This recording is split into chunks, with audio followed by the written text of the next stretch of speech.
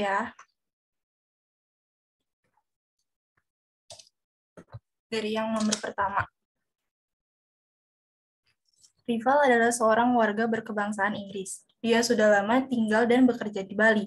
Akhirnya dia menikah dengan Rani, perempuan asal Lombok yang juga bekerja di Bali. Pernikahan antara Rival dan Rani merupakan proses. Kalian boleh banget nih jawab dulu, nanti baru aku jelasin.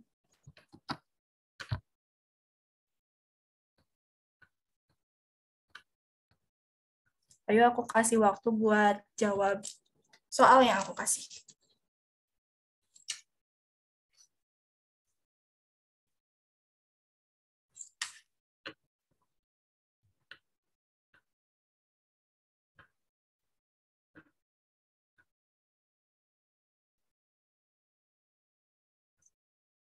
Kata Aras C nih, ayo yang lainnya.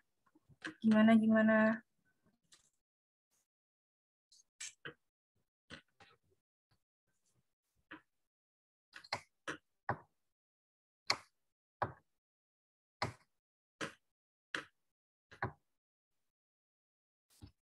Cek juga ya.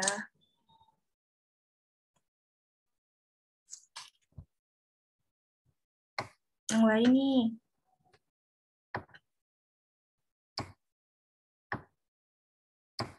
Ini ada yang beda ya. Oke. Kayaknya kita bahas duluan aja nih. Kita lihat pembahasannya. Bentar. Kita lihat soalnya dulu deh. Di sini kan dijelasin ya, menikahnya tuh jadi mereka tuh sukunya berbeda dan yang segalanya berbeda deh. Nah, di sini tuh jawabannya tuh C. Kenapa C? Karena yang dimaksud amalgamasi di sini tuh adalah pernikahan campuran yang mana pernikahannya tuh dari segi suku, agama, dan juga rasnya itu berbeda. Gini deh contohnya, contoh realnya yang lagi trending kali ini ya. Contohnya tuh dari Maudy Ayunda dan suaminya. Mereka kan menikah dengan latar belakang yang berbeda ya, dari sukunya jelas berbeda, dari agamanya juga berbeda, tapi di sana mereka bisa menghasilkan suku yang lainnya gitu. Nah, kenapa yang lain salah? Kalau di sini akulturasi itu berarti yang A ya, akulturasi itu berarti pertemuan dua budaya berbeda tanpa menghilangkan identitas masing-masing. Contohnya itu seperti cerita wayang Mahabharata. Nah, berasal dari India kan, tapi di sana juga wayang itu termasuk dari satu budaya Indonesia gitu, budaya Indonesia. Jadi India dan Indonesia itu disebutkan di dua objek tersebut tanpa menghilangkan identitas masing-masing. Kemudian kalau misalnya adaptasi di sini tuh seperti penyesuaian gimana sih lingkungan yang bakal kita tempati, gimana pokoknya penyesuaian ketika kita tuh menghadapi suatu hal gitu. Kemudian ada akomodasi. Akomodasi di sini tuh maksudnya langkah yang ditempuh untuk mengatasi konflik atau masalah antar dua pihak. Contohnya itu seperti konflik-konflik yang mediasi. Kan di mediasi ada orang ketiga ya. Nah, di situ tuh bisa kita mengatasi konflik tersebut dengan mediasi atau bisa juga dalam jalan pengadilan kayak gitu. Terus ada motivasi. Kalau motivasi kayak dorongan ya, dorongan kita melakukan sebuah tindakan atau aktivitas-aktivitas yang bakal kita jalani di kehidupan di proses yang akan kita lakukan. Udah ada yang mau ditanyain nggak? Atau aku ngejelasinnya kecepatan? Kalau misalnya mau ditanyain, bisa open mic atau komen aja ya.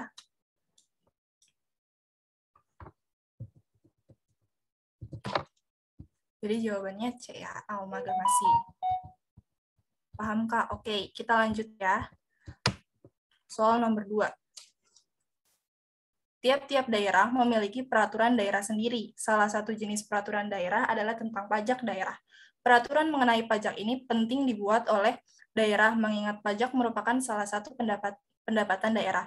Setiap warga yang ada di daerah tersebut harus membayar pajak. Jika melanggar, maka akan mendapatkan sanksi. Kondisi ini merupakan bentuk integrasi. Nah, ayo dijawab dulu.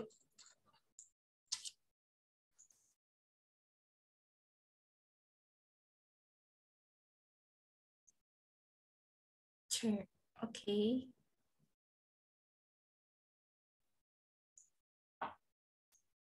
Yuk yang lainnya. Kata Aras C.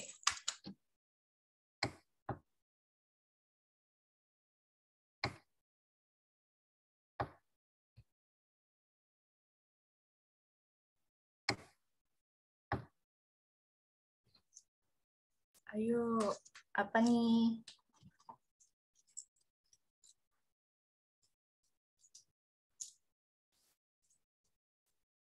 Gak ada yang mau jawab lagi kah? Aku bahas aja kali ya. Nah, di sini dijelasin kalau ada sanksi nih. Sanksi. Nah, terus tentang pajak daerah. Sanksinya tuh tentang pajak daerah. Nah, di sini tuh kalau misalnya kayak ada sanksi, kan sanksi itu bisa masuk ke aturan ya. Kalau misalnya aturan yang kita langgar bakal kena sanksi. Nah, sanksi di sini tuh berarti normatif. Jadi mereka tuh ada norma-norma yang nggak boleh dilanggar gitu. Kenapa yang salah? Karena kalau misalnya koersif itu, kita lihat deh pembahasannya. Sebentar ya.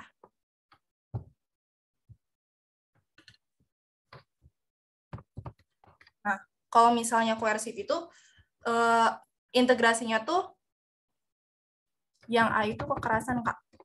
Iya, koersif itu kekerasan. Kalau aku ngartiinnya tuh gini, kan koersif ya, K-nya huruf awalnya tuh K. Nah, aku ngertiinnya tuh kayak K kekerasan, terus keras pokoknya kayak gitu. Jadi di sini tuh integrasinya tuh ada paksaan, ada tekanan, ada paksaan lah gitu. Jadi kita tuh harus berbuat kayak gini dipaksa, ditekan kayak gitu. Kalau misalnya di geografis ini jelas bukan ya. Geografis di sini lingkupnya tuh bumi. Jelas salah. Kalau misalnya fungsional yang C, fungsional kita ingat aja nih. Fungsional tuh fungsi-fungsi. Berarti fungsi yang dilakukan di masyarakat. Aku tulis deh. Fungsi. Fungsi yang dilakukan di masyarakat. Untuk apa? Untuk tugas masing-masing itu jadi terkendali, jadi beres gitu ya. Kalau misalnya budaya juga bukan ya, salah. Jadi jawaban yang benar itu normatif karena di sini tuh mengandung sanksi, aturan-aturan yang harus kita lakukan, yang harus kita teladani gitulah. Gimana? Ada yang mau ditanyain nggak?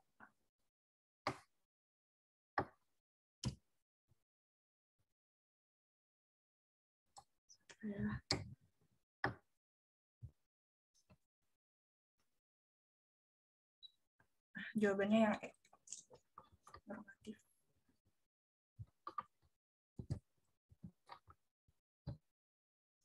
Pahamkah yang aku jelasin?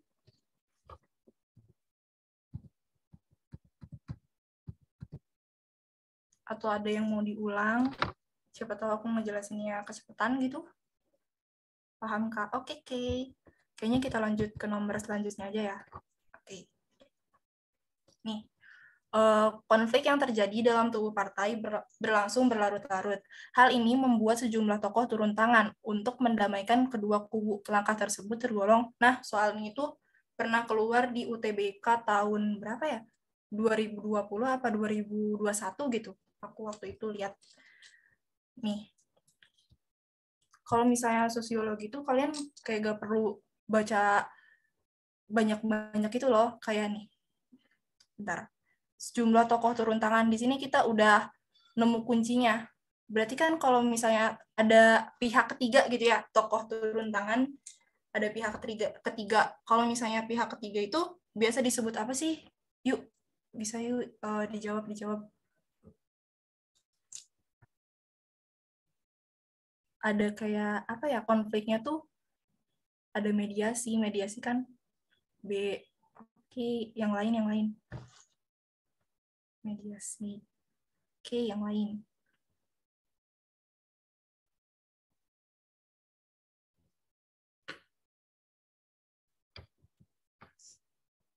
aku bahas kali ya.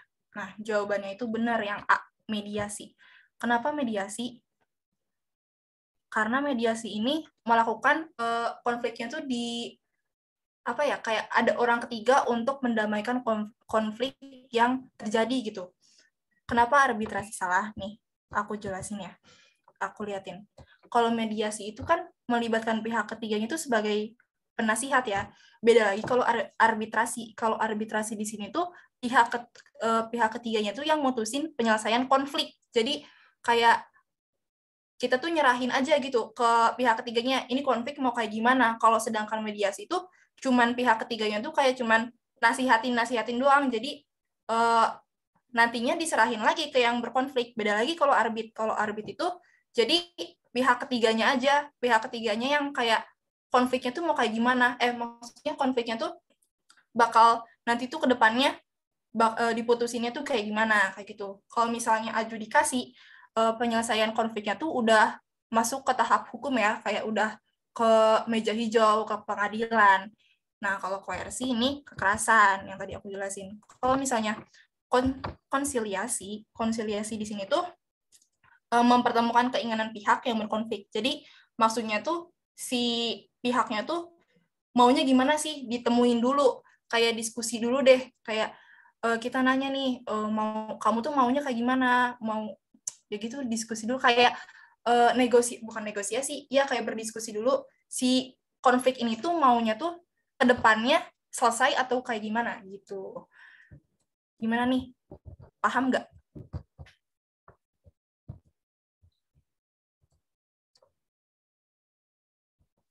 Kayaknya masih kayak kebalik-balik ya sih antara mediasi sama arbit, sama-sama pihak ketiga, tapi di sini tuh pihak ketiga itu fungsinya tuh berbeda gitu. Ada yang sebagai penasihat, tapi ada yang di akhirnya buat memutuskan kayak gitu.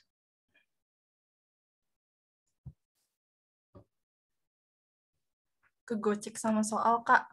Iya, emang sosiologi tuh kadang kayak soal sama jawabannya tuh bingung gitu ya.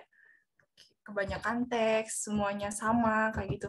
Nih, kita kayak misalnya kalau di soalnya tuh kalau aku ya, lihatnya tuh dari kayaknya aja, kayak dari kuncinya aja, tokoh turun tangan mendamaikan. Jadi di sini tuh kan mediasi tuh pihak ketiganya tuh membantu kita, bukan mendamaikan, jadi membantu mendamaikan dan juga mencari kayak diskusi-diskusi gitu loh. Kayak ini tuh apa ya, ini tuh nasihat. Nah, susah banget sih aku bahasanya. Nasihat-nasihat gitu. Jadi biar si konflik ini tuh biar cepat selesai gitu. Beda lagi kalau arbit. Di sini arbit tuh pihak ketiganya yang mutusin kayak maunya harus kayak gini, harus kayak gini. Jadi itu tuh di arbit gitu. Perantara. Perantara gimana nih, Ras? Udah Yang ngerti kah? mediasi itu kan perantara kan, Kak? Iya, mediasi itu perantara. Perantara dari pihak ketiganya gitu loh, sebagai penasihat gitu. Udah paham kah, Ras? Atau ada yang mau ditanyain Kak. lagi? Paham ya? Oke, yang lain takutnya aku bingung gitu ngejelasin soalnya.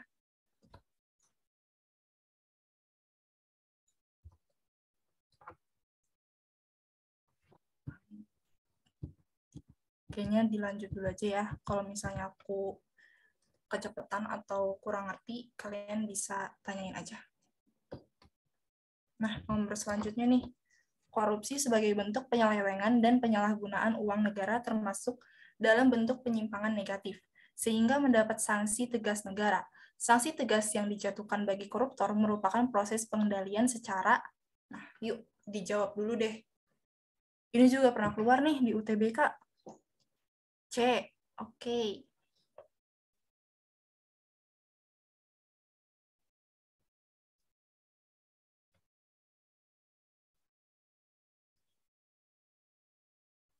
Yuk yang lain yuk. C, oke.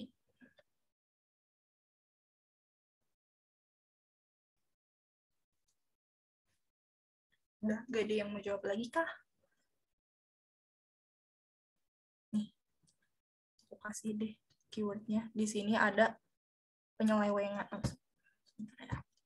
Bentuk penyelewengan, kemudian ada penyimpangan, dan ini nih, yang paling ini ya, sanksi tegas. Yuk, dijawab. Aku udah kasih kuncinya tuh di situ.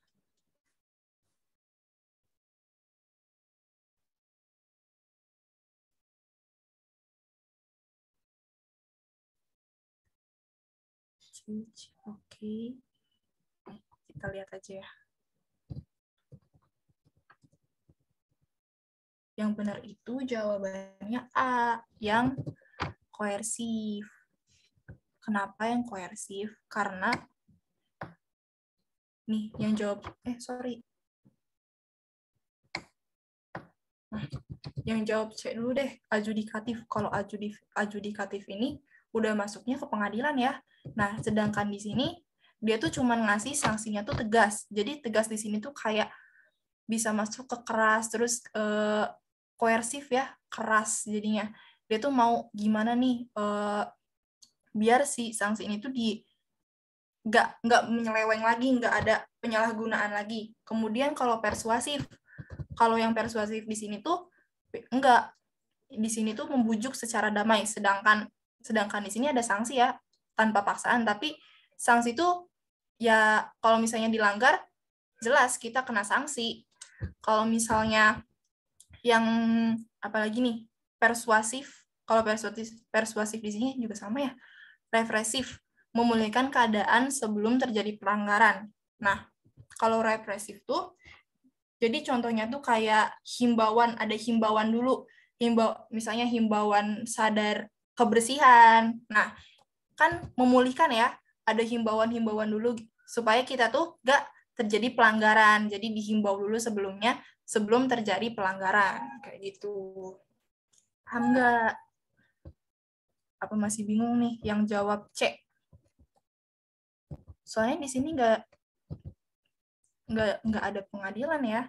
Di sini adanya kayak sanksi tegas. Nih, sanksi tegas. Jadi kalau pengadilan tuh kayak udah kekerasan gitu loh. Kayaknya masih bingung nih perbedaan-perbedaannya ya. Gimana? Mau diulang nggak atau lanjut?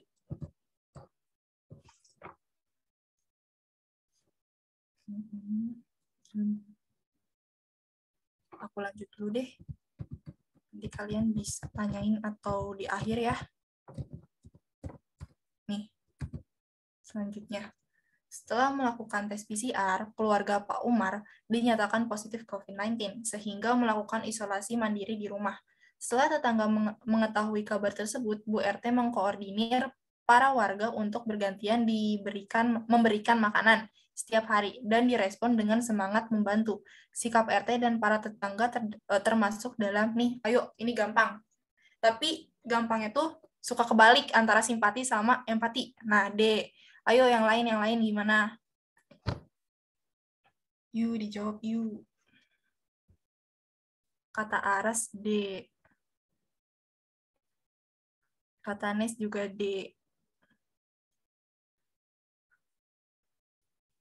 Aku bahas aja ya.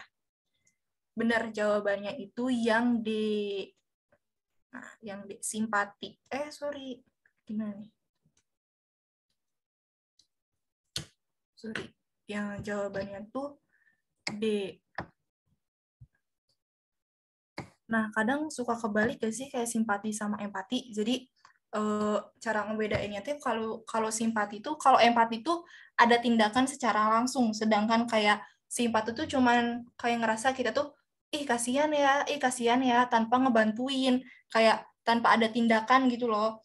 Sedangkan empati tuh kita ngerasa kasihan tapi kita juga ngebantu biar dia tuh merasa kebantu gitu loh, ada tindakan yang kita lakuin. Nah, sedangkan kita lihat deh ini ya. Kalau sugesti itu prasangka. Jadi prasangka kita tuh sebenarnya belum tahu dia kenapa, tapi kita udah ngejudge dia gitu loh. Udah pemikiran kita ke dia tuh udah negative thinking kayak gitu. Kalau misalnya di motivasi itu dorongan ya. Terus ada juga identifikasi. Nah, identifikasi di sini tuh kecenderungan atau keinginan seseorang untuk menjadi sama dengan pihak lain.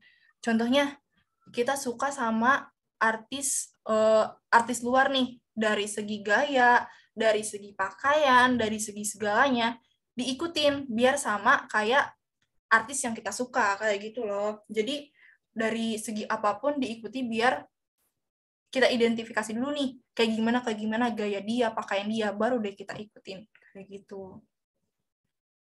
Paham nggak sampai sini? Atau gimana nih? Paham kah?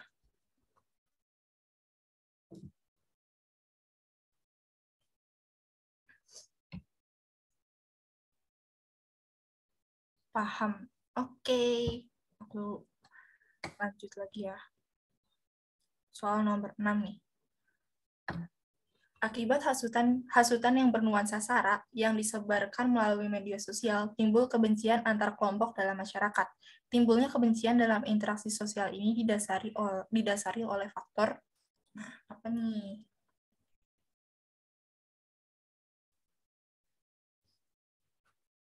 Yuk dijawab nih. Kata Aras C, sugesti. Oke, yuk yang lain yuk.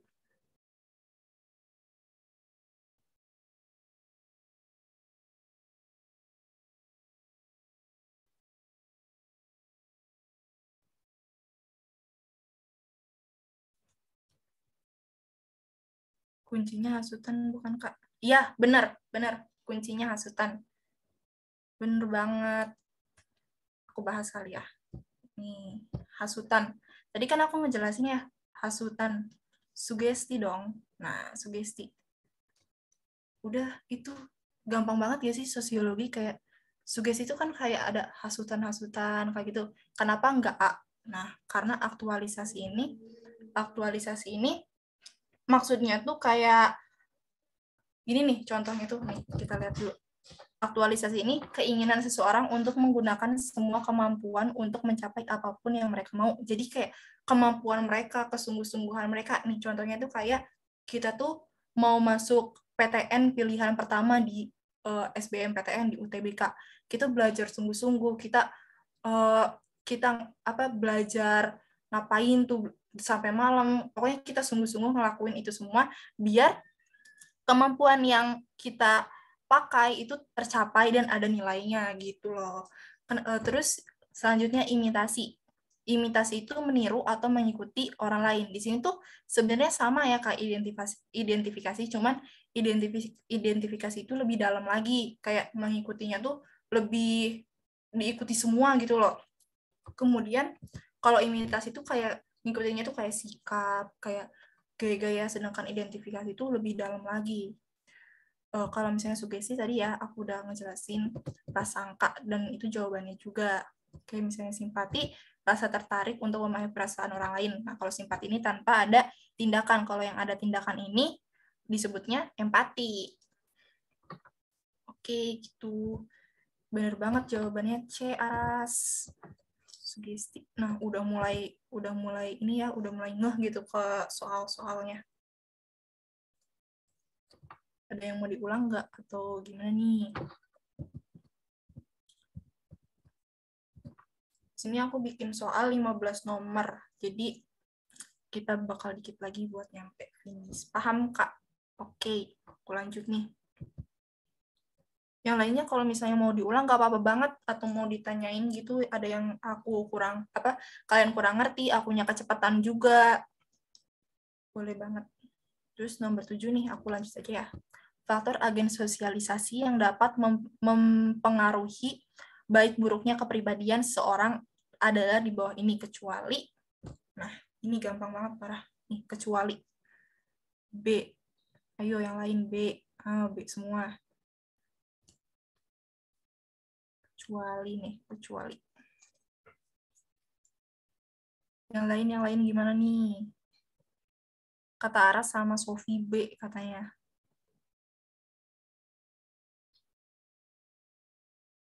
Ada yang mau jawab lagi gak nih? Aku bahas aja deh ya. Bener banget jawabannya itu pemerintah. Kenapa masyarakat, keluarga, organisasi pertemanan itu enggak? Karena kalau misalnya agen sosialisasi ini cuman 2 ya. Ada primer dan juga sekunder. Nah, kalau misalnya primer itu contohnya tuh jadi primer, ingat-ingat primer, sekunder, tersier. Primer itu yang pertama kan. Nah, yang pertama tuh agen yang pertama tuh pasti keluarga. Primer tuh contohnya keluarga. Kalau misalnya yang sekunder ini tuh luar keluarga, contohnya tuh kayak masyarakat, pertemanan, kayak gitu loh. Kenapa pemerintah enggak? Karena di sini tuh meskipun pemerintah unsur luar keluarga, tapi bukan merupakan agen sosialisasi, enggak kemasuk dalam agen sosialisasi kayak gitu. Paham enggak? Aku tulis deh di sini. Primer itu kayak keluarga, sedangkan sekunder luar keluarga. Nah, biar gak bingung. Keluarga. Ngerti ya, kayak luar keluarga itu pertemanan, terus kayak masyarakat, gitu, tetangga itu luar keluarga. Disebutnya sekunder.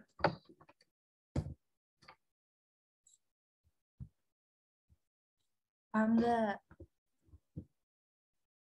Kayaknya aku ngejelasin kecepatan nggak sih? Apa enggak ya? Aku lanjut dulu deh. Nah, nomor berikutnya.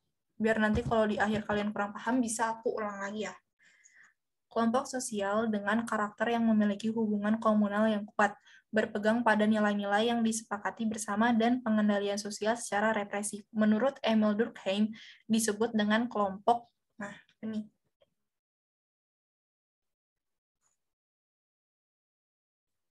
Ayo nih, menurut Emil Durkheim nih. Kuncinya di sini. Emil Durkheim ngebedain kelompok tuh ada 2. Apa aja ya? C, kata Aras C. Oke.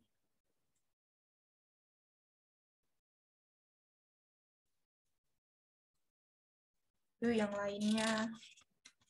Ada yang udah ngejawab nuh, 1 nuh.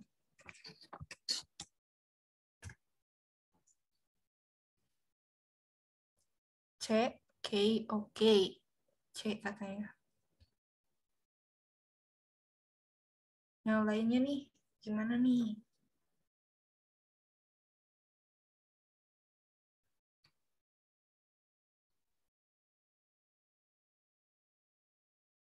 Udah, gak ada yang mau jawab lagi ya? Bener banget jawabannya itu yang C. Karena Emil Durkheim tuh ngelompokin berdasar ngelompokannya itu ada 2 ya, ada kelompok solidaritas mekanik dan juga kelompok solidaritas organik. Kalau misalnya yang mekanik itu biasanya terjadi di pedesaan, kayak hubungannya tuh mengikat gitu, ada ikatan umumnya. Terus contohnya tuh kayak kerja bakti di hari Minggu. No, dari hari Minggunya aja udah kayak mengikat kan, ada ikatan gitu di hari Minggu. Sedangkan kayak misalnya kalau misalnya solidaritas organik di sini tuh lebih ke masyarakat yang modern. Terus kayak misalnya contohnya tuh pertaniannya yang cara kerjanya udah mulai modern. Terus contohnya kayak apa ya? Pertanian modern tuh udah pakai traktor gitu, apa sih namanya? Traktor. Udah pakai traktor gitu, udah modern nih yang lainnya. Kalau misalnya paguyuban itu sama ya, kayak di kekeluargaan pedesaan kayak gitu, tapi ini tuh bukan menurut Emil Durkheim. Kemudian ada patembayan, di sini bersifat pokok untuk jangka waktu pendek. Di sini perkotaan. Jadi kayak kalau misalnya paguyuban mah kalau misalnya patembayan mah udah maju ke modern. Kalau paguyuban di sini tuh masih bersifat tradisional. Kemudian ada kelompok primer. Nih, kelompok primer itu Yang pertama ya, utama yang tadi aku jelasin, contohnya itu keluarga. Kalau misalnya yang sekunder di luar keluarga, kayak gitu. Nah, solidaritas mekanik muncul pada masyarakat yang masih sederhana dan diikat oleh kesadaran kolektif. Kayak kuncinya itu diikat. Kuncinya itu mengikat. Pokoknya mekanik tuh mengikat terus cara ininya tuh masih bersifat tradisional gitu loh. Makanya di sini tuh kebanyakan terjadinya itu di pedesaan, sedangkan misalnya dari solidaritas organik di sini tuh terjadinya di perkotaan. Soalnya mengapa terjadi di perkotaan? Soalnya di sini tuh di solidaritas organik dia tuh udah mengenal pembagian kerja, yang mana pembagian kerja di sini tuh udah sifatnya tuh modern. Kalau di sini masih tradisional. Tradisional yang sifatnya mengikat. Gitu. Gimana? Paham nggak? Biasanya kalau misalnya masih bingungnya tuh mekanik, organik, paguyuban, patembayan, tapi ini tuh artinya sama, cuman kayak perbedaan di para ahlinya doang gitu loh. Terus aku lihat dari review-review di UTBK tuh banyak banget dari kayak apa ya, menurut para ahli kayak gitu, terus soalnya panjang-panjang gitu. Jadi kayak ngabisin waktu gitu loh si soalnya tuh, makanya kayak kita tuh harus nemuinnya tuh keywordnya kayak gimana gitu, baru nanti kita nyari di jawaban gitu. Yang mau ditanyain dulu deh nih sebelum lanjut ke nomor 9. Selanjutnya. Agak cepet ya kita. Paham, Kak? Oke, kita lanjut aja nih. Nomor 9, sosialisasi sebagai proses pengenalan dan pembelajaran nilai dan norma agar dapat berperan di masyarakat. Proses tersebut dilakukan oleh keluarga sebagai kelompok utama dalam pembentukan kepribadian atau disebut sebagai agen. Nih, ini gampang nih. Ada banget kata kuncinya yang tadi aku jelasin. Manifest, kata yang lain. Kata Sophie manifest.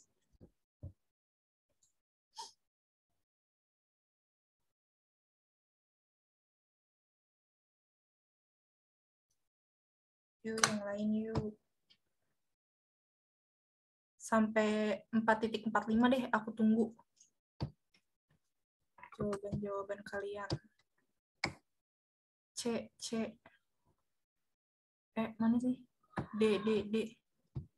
Oh, aku salah nge-scroll komen ya. Sorry. Primer, oke. Nah, pada jawab D semua nih. Ya, bener banget jawabannya itu yang D. Primer, yang tadi aku jelasin. Nah, primer. Kenapa primer? Karena yang tadi aku jelasin ya, primer itu yang utama. Yang utama di sini kan keluarga ya.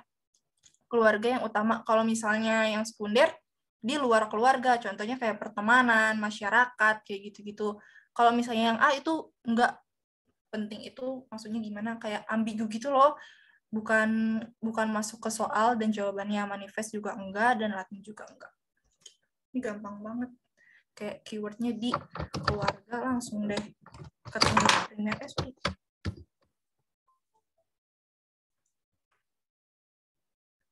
Lanjut. Kayaknya udah paham gak sih? Ini soalnya aku bikin yang singkat-singkat sengaja nih. Ada yang mau ditanyain dulu sebelum aku lanjut ke yang lainnya?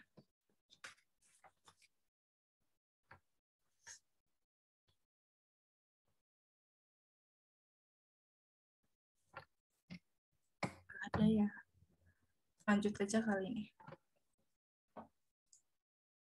Transmission of culture atau pewarisan budaya adalah suatu proses yang terjadi sepanjang sejarah hidup umat manusia. Kebudayaan dalam masyarakat akan diturunkan melalui proses di bawah ini yang merupakan bagian dari pewaris budaya kecuali apa nih? Kecuali. Yuk dijawab dulu nih, gampang banget.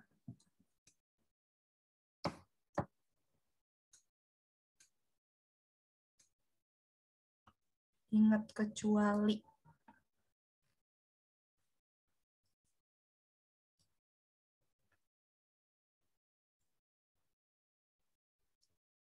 Yuk dijawab yuk.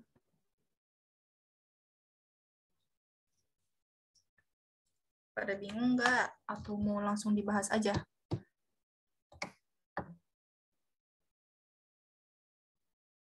Langsung aku bahas aja kali ya. Nih, kata kuncinya ada di pewaris budaya. Terus sepanjang sejarah, ini enggak termasuk. Pokoknya kuncinya ada di pewaris budaya. Nah, nilai dan norma bukan ya. Di sini nggak ada norma-norma, nggak ada kayak sanksi itu. Perilaku individu juga nggak. Di sini nggak dijelasin kayak perilaku suatu individu secara konteksnya tuh kayak gimana. Nah, jawabannya itu adalah yang C. Kenapa? Yang C, karena di sini tuh pewaris. Pewaris sama aja kan, sama keturunan. Nih, pewaris. Aku ini dulu deh. Sorry. Keturunan.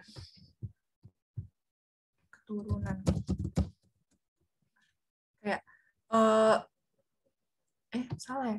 Benar-benar. Pewaris keturunannya kayak gimana? Pewaris dari pewaris dari yang sebelum-sebelumnya nanti bakal ada keturunan yang bakal selanjutnya gitu loh. Kalau misalnya yang kita lihat nih pembahasannya.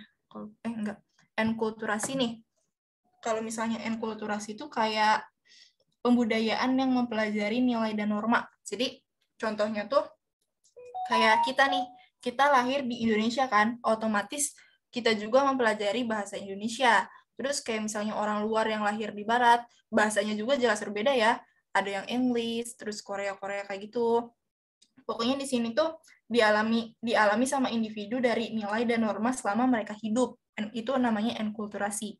Kalau misalnya internalisasi, di sini tuh kayak penggabungan atau penyatuan sikap tingkah laku. Contohnya kayak kan digabungin nih tingkah laku dia tuh kayak gimana. Terus contohnya kayak kita ngajarin anak kita tingkah laku yang baik tuh kayak gimana, sikap-sikap yang baik tuh kayak gimana sejak dini kayak gitu. Pokoknya kalau misalnya di internalisasi itu lebih ke tingkah laku, sedangkan enkulturasi itu lebih ke nilai-nilai yang kita lakuin di masa depan gitu, dari bahasa, dari yang lainnya kayak gitu. Gimana, paham gak nih? Kayak dari bahasanya aja enkulturasi, internalisasi itu kayak bingung banget sumpah. Jadi agak susah buat kayak belum lagi ngebedain, terus dari bahasanya pada asing-asing.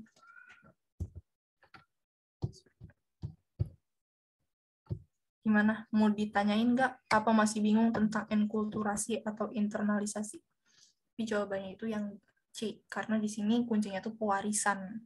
Pewarisan budaya. Otomatis di situ ada keturunan ya.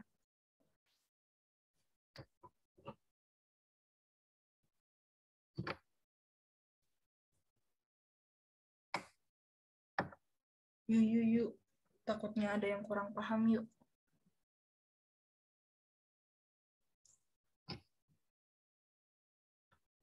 Kalau misalnya udah pada paham, aku mau lanjut ke soal yang berikutnya. Yuk. Atau ada yang mau diulang, aku ngejelasinnya tadi kecepatan tentang enkulturasi yang kayak gitu-gitu.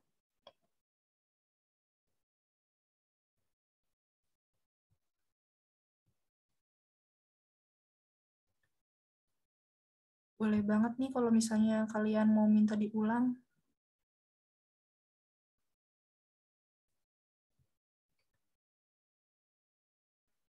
Wah, udah ada yang jawab aja nih, Aras. D katanya. Oke deh, lanjut aja deh kayaknya ya. Ini ya, soalnya dulu aku bacain. Yang termasuk interaksi antar individu dengan kelompok adalah yang pertama kan ada percakapan antara seorang penggemar dengan kelompok band idolanya. Kemudian ada diskusi antara dua orang siswa di kelas. Kemudian ada wawancara seorang reporter dengan kelompok penari hip hop terkenal. Terus saling ejek antara kelompok supporter bola dengan kelompok supporter bola lainnya. Dan yang terakhir ada peringatan seorang polisi terhadap kelompok demonstran. Nih, kata Aras yang D, kata Sofi yang C. Yuk. Gimana nih?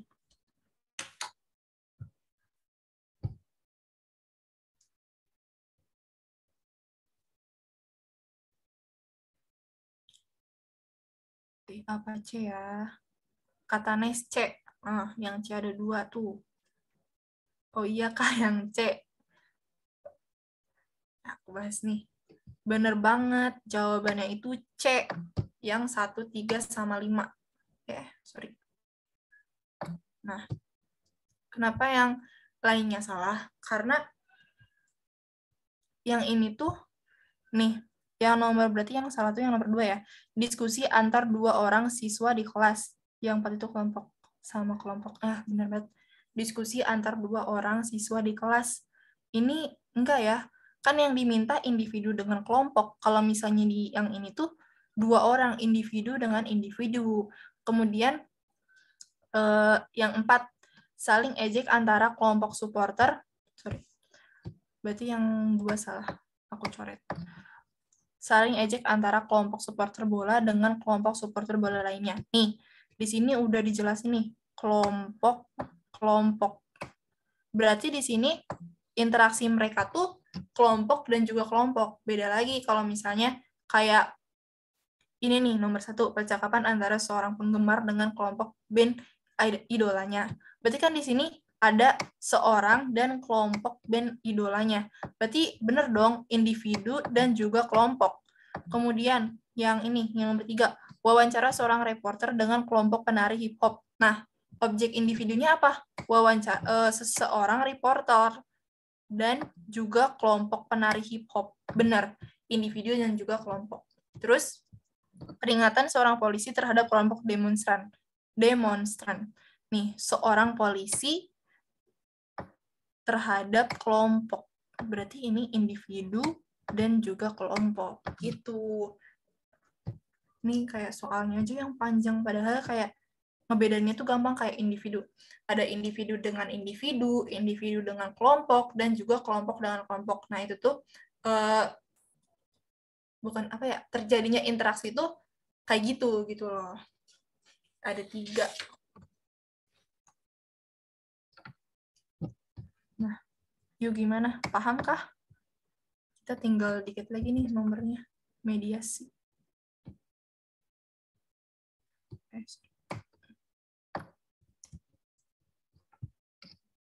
Aku lanjut aja. Apa ada yang mau ditanyain, kurang paham gitu? Lanjut, Kak. Oke. Lanjut ya, nomor 12. Bentar lagi nih. Nah, ini. Kayak misalnya tipe soal kayak gini tuh, soal-soalnya tuh panjang, terus apa ya, jawabannya tuh kayak ngecoh gitu loh. Jadi, mainingnya tuh ngebanyak waktu gitu. Yuk, kita bahas aja ya. Bencana alam apabila disikapi dengan baik akan menghadirkan bentuk solidaritas sosial tanpa pamrih. Di beberapa daerah terjadi bencana alam seperti banjir atau longsor yang mengakibatkan beberapa warga harus mengungsi dan tinggal di lokasi pengungsian. Dalam situasi tanggap bencana ini, banyak relawan yang ikut ambil bagian di dapur umum, membantu pengadaan logistik makanan. Karakter yang dibangun oleh para relawan itu sesuai dengan tipe kelompok menurut Ferdinand Tonis, yaitu, nah ini nih, Ferdinand Tonis. Ada 2, ini tuh. Yuk dijawab dulu. Kalian pahami dulu deh kayak apa ya, soalnya baru jawabannya gitu. Sok aku kasih waktu sampai 4, 5, 7 buat kalian jawab.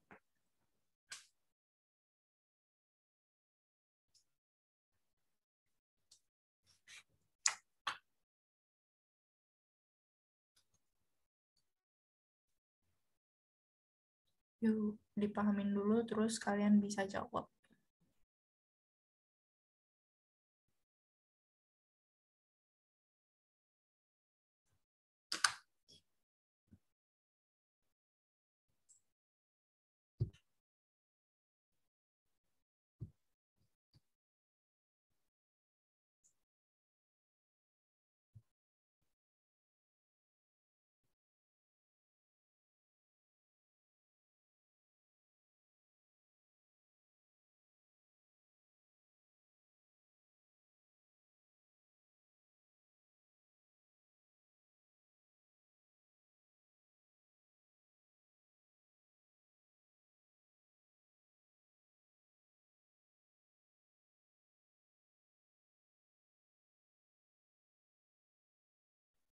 Yuk.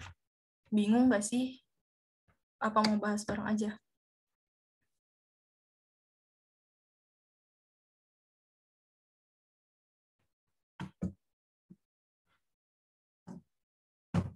Kita bahas bareng aja deh ya. Kayaknya pada bingung. Oke. Kalau misalnya menurut Ferdinand Tonis, nah, tipe kelompok tuh dibagi menjadi dua. Ada Gemeinschaft sama Gesellschaft. Sorry. Ini yang menurut Ferdinand Tonis. Kalau misalnya, kenapa yang A sama B salah? Ini tuh menurut William Summer. Nah, udah kelihatan nih. Tinggal kita lihat di pengertian. Kalau misalnya in group tuh antar anggotanya memiliki faktor simpati dan akrab satu sama lain. Nah, kuncinya di sini. Simpati, akrab satu sama lain. Contohnya tuh kayak ada di perumahan kalian atau di keluarga kalian lah, ada kayak arisan keluarga. Terus keluarga jelas ya kayak arisan, sehingga kayak mereka tuh punya perasaan atau deket lah, kayak punya simpati, sehingga itu disebutnya tuh kayak in group, di dalam grup yang mana ada mereka tuh pada akrab satu sama lain, adanya simpati, terus dekat satu sama lain. Beda lagi kalau misalnya out group yang kata aja nih, out berarti kayak berarti kayak kebalikan dari in group. Kalau misalnya di in group akrab, berarti di sini tuh sebaliknya. Di in group tuh mereka tuh sekelompoknya tuh musuh. Kalau di sini akrab, di sini musuh. Out, musuh.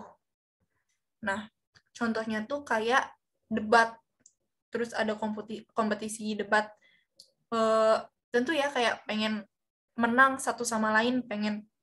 Nah, di kelompok itu tuh pasti kayak ngejadiin debat itu tuh musuh. Kayak gitu. Jadi pasti dari mereka tuh kelompoknya tuh pengen menang gitu loh. Terus kayak primer sekunder, aku nggak usah, kayaknya kalian udah paham ya primer sekunder. Nih, kalau primer contohnya keluarga, ini contohnya di luar keluarga. Kemudian kalau misalnya, nah, Gemeinschaft sama Gesellschaft, sebenarnya ini sama-sama aja kayak ini tuh dalam artian paguyuban, cuman kayak bahasanya aja gitu yang beda. Ini kalau misalnya ini sifatnya masih tradisional, dan yang ini udah modern. Ini terjadi di pedesaan ya, paguyuban, pedesaan, ingat-ingat. Ini di perkotaan, Patambayan, perkotaan. Cuman kayak beda dari itunya doang. Sorry. Nah, kalau misalnya yang in group, William, ingat-ingat in group, out group, William. Kalau Ferdinand itu ngebedainnya cuma dua, Gemeinschaft sama Gesellschaft. Gemeinschaft itu tadi paguyuban, kalau sedangkan Gesellschaft itu patembayan, kayak gitu. Udah, gitu doang. Cuman kayak ngoceh-ngocehnya aja, Gemeinschaft, Gesellschaft, in group, out group, kayak bahasanya tuh agak pusing gitu loh. Mau lanjut atau ada yang ditanya ini? Kalian masih pusing tentang Gemeinschaft, Gesellschaft? Gimana? Boleh banget nih. Di sini deh. Ada 2 nomor lagi nih, cepet banget.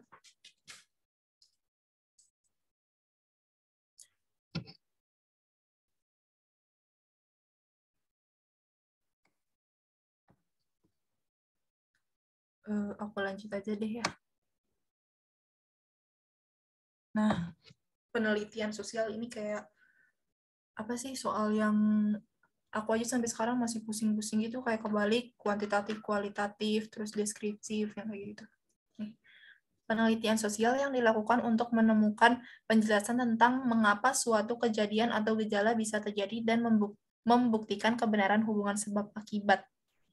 Adalah jenis penelitian. Yuk, dijawab dulu.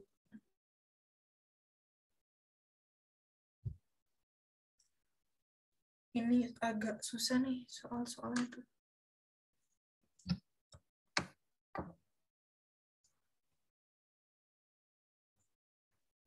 Yuk dijawab yuk.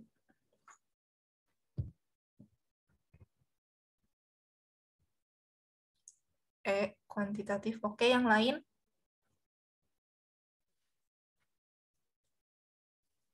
Aku kasih ini deh, keyword. Nih. Keywordnya itu ada di sini.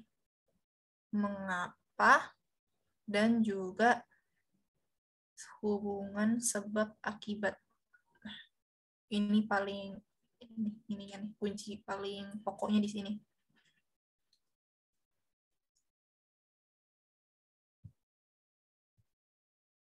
Yuk, gimana nih?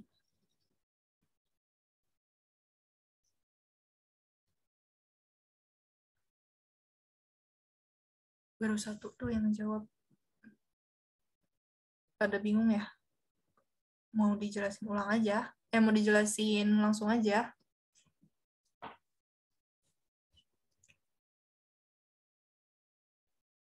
Jelasin aja deh ya. Jelasin aja, Kak. Oke. Nih, jawabannya itu yang C, eksplanasi. Kenapa eksplanasi? Soalnya penelitian eksplanasi itu penelitian yang ngejelasin tentang hubungan sebab akibat. Kalian ingat-ingat aja nih, bahasa Indonesia teks eksplanasi, teks yang ngejelasin tentang apa? Sebab akibat, mengapa terjadinya apa sih kayak hubungan tersebut gitu ya.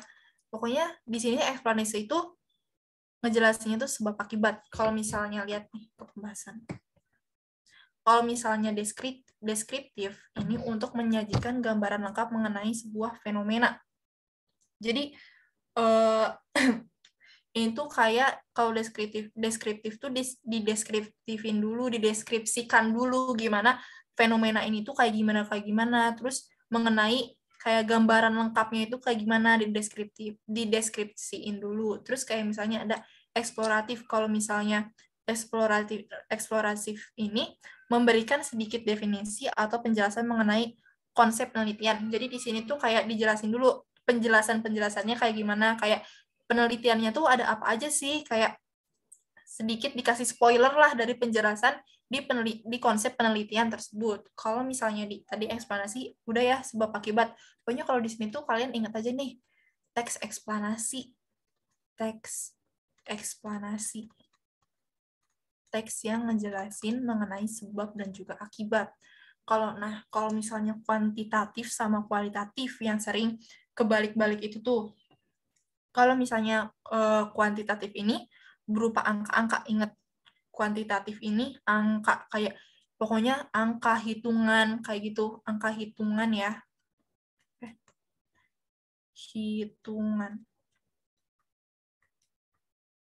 Disebutnya itu kuantitatif. Kalau misalnya kualitatif, pendekatan untuk mengeksplorasi dan memahami makna individu atau kelompok yang terkait dalam masalah sosial. Di sini tuh cuman kayak dijelasin mengeksplorasi doang, kayak fenomena ini tuh maksudnya pendekatan ini tuh ngejelasinnya tuh tentang pengeksplorasi. Jadi contohnya kayak gimana nih fenomena ini tuh dieksplor lebih dalam kayak gitu. Kalau misalnya ini eksplornya mengenai angka-angka, di sini enggak.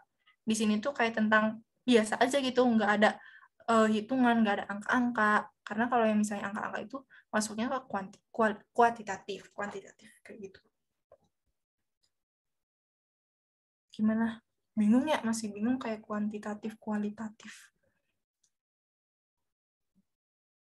Perbedaan yang signifikannya tuh di sana aja sih, kayak misalnya kuantitatif angka-angka, sedangkan kualitatif itu bukan angka-angka. Di sini tuh kayak lebih terkait dengan masalah sosial, dia tuh ngejelasin masalah sosialnya tuh lebih dalam gitu, kayak fenomena-fenomenanya tuh lebih dalam dari si pendekatan di sininya tuh, dari kayak metode mereka menjelaskan tentang fenomenanya kayak gitu loh. Gimana? Udah paham kah? Apa mau diulang? Atau mau lanjut ke soal? Paham, Kak? Bagus nih. Paham. Yang lain?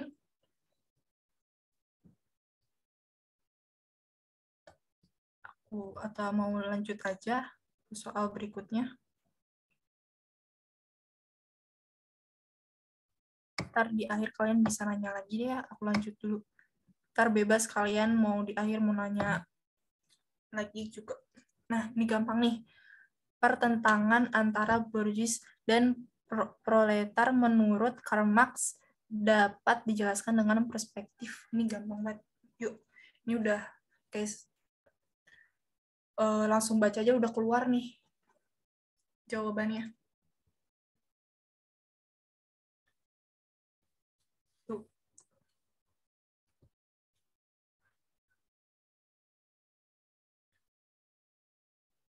Yuk, dijawab yuk. Ini gampang banget sih, parah nih. Aku kasih deh. C katanya. Katanya C. Pertentangan. Parah ini. Langsung ketemu aja dah jawabannya. Yuk, yang lainnya yuk. Katanya C tuh.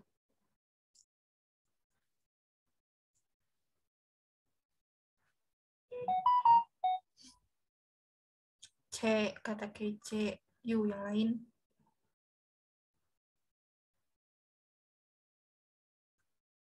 Aku bahas aja ya. Bener banget jawabannya itu yang C. Konflik sosial ini gampang nggak sih masuknya? Kayak soalnya itu gampang. Kenapa yang konflik sosial? Karena di sini udah dijelasin ya, pertentangan. Nih, pertentangan jelas dong. Dari pertentangan ini menimbulkan konflik. Kalau misalnya imajinasi sosial ini jelas salah ya, nggak berhubungan. Kalau definisi sosial juga enggak. Soalnya di sini nggak dijelasin kayak pengertiannya tuh kayak gimana, nggak ada pengertian-pengertian secara rinci gitu di soalnya. Kalau misalnya interaksi simbolik, interaksi simbolik ini kayak fokus ke asumsi manusia gitu dalam membentuk makna dalam komunikasi. Contohnya di sini aku kasih ininya aja, komunikasi. Tapi komunikasinya itu secara tidak langsung. Jadi otomatis manusia tuh tahu kalau ini contohnya ya, aku kasih contoh aja. Kita tuh bisa ngelihat rambu-rambu lalu lintas merah, tandanya berhenti, hijau jalan, terus ada kayak larangan parkir. Nah, di situ kan simbolnya tuh tidak tertulis ya, tapi mereka tuh tahu di situ tuh simbol itu tuh dilarang berhenti, dilarang parkir kayak gitu. Jadi membentuk makna dalam komunikasi, dalam asumsi manusia. Jadi mereka tuh fokusnya tuh ke asumsinya dan juga ke dalam komunikasi itu sendiri. Kalau misalnya yang struktur fungsional di sini, tadi aku udah jelasin fungsional. Ingat aja, fungsi-fungsi. Fungsi-fungsi yang dilakukan oleh masyarakat untuk mencapai yang mereka mau gitu, untuk mencapai struktur-struktur yang mereka inginkan kayak gitu. Gimana? Ini gampang banget soalnya udah kayak langsung ketemu pertentangan, konflik, udah. Kayak paling cuman kalian yang misalnya kurang tahu di bagian interaksi simbolik, pengertiannya sama udah sih interaksi simbolik, karena kalau misalnya struktur fungsional ini nggak masuk ke dalam soal ya. Di sini nggak dijelasin kayak fungsinya tuh kayak gimana, kayak fungsi masyarakatnya harus kayak gimana gitu loh. Paling kecohnya kayak interaksi simbolik sama konflik. Tapi di sini udah dijelasin nih, pertentangan. Udah deh langsung kayak konflik sosial. Itu gimana? Kita punya satu soal lagi. Udah deh habis itu, udah selesai. Ada yang mau ditanyain dulu gak?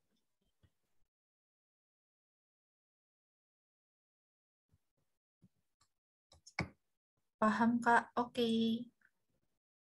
Yang lainnya kalau misalnya mau ditanya boleh banget. Tulis di komen atau enggak on mic. Boleh-boleh. Nih, soal terakhir. Indonesia merupakan salah satu negara yang sebagian penduduknya tinggal di wilayah perdesaan. Menurut Kementerian Dalam Negeri, jumlah desa tahun 2015 adalah 74.754.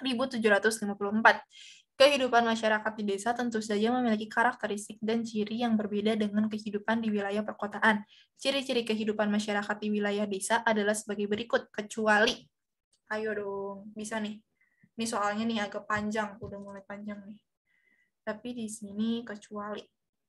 Ini parah gampang banget ini, tapi walaupun panjang, tapi kalian tuh pasti nemuin keyword di sini, menemuin kata kuncinya. Yuk. Ini parah gampang nih, ayo. Soal terakhir, agak panjang, tapi ini tuh gak menjebak gitu loh.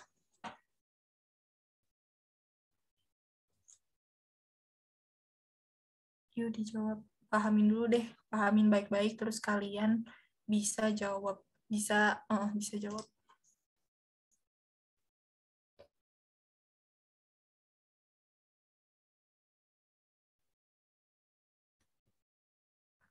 Nih, aku kasih deh. Kan di sini kecuali ya, udah jelas banget nih. Kecuali. Keywordnya di sini apa? Wilayah perdesaan. Kalau kalian tadi merhatiin aku ngajar, kalian pasti banget bisa jawab. Dan tadi kalian juga kayaknya jawabnya benar nggak sih waktu pas di soal-soal yang sebelum-sebelumnya? Wilayah perdesaan kecuali. Udah, itu langsung nemu tuh jawabannya.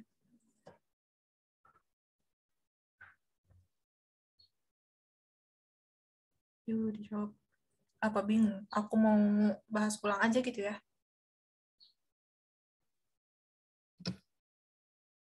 Yuk. Oke, bahas ulang. Bahas bareng. Yang tadi aku bilang, keywordnya ada di wilayah perdesaan dan juga kecuali. Yang A ini nggak berhubungan, karena enggak ya, kalau yang A relasi personal itu enggak. Karena di sini dimintanya perdesaan. Kalau misalnya relasi personal itu di perdesaan, dan benar. Soalnya kan yang diminta kecuali ya. Kalau paguyuban, ini juga benar, ini juga benar. Terjadi di pedesaan, kata lainnya, pedesaan. Kalau misalnya nilai tradisional, benar. Karena di pedesaan itu masih bersifat tradisional. Kalau yang modern itu di perkotaan. Homogen juga benar. Kenapa benar? Ini tuh terjadi di pedesaan atau di paguyuban. Maksudnya tuh seragam. Homogen tuh artinya seragam. Kan di pedesaan masih gitu ya. Kayak tradisional, seragam. Pedesaan. Sehingga jawabannya adalah yang Patembayan. Karena kenapa ini jawabannya? Karena yang ini itu perkotaan. Dan dia kehidupannya itu sudah modern. Gitu. Dah gampang banget, cuy. Nah, Patembayan jawabannya tuh yang C. Karena kecuali kalau misalnya nggak kecuali, nah ini di wilayah pedesaan relasi personal benar. Karena terus yang paguyuban juga benar, pedesaan terjadi pedesaan, nilai tradisional juga benar ya, karena mereka masih tradisional, nggak modern. Yang modern itu di perkotaan, homogen, seragam, benar. Gitu deh, udah.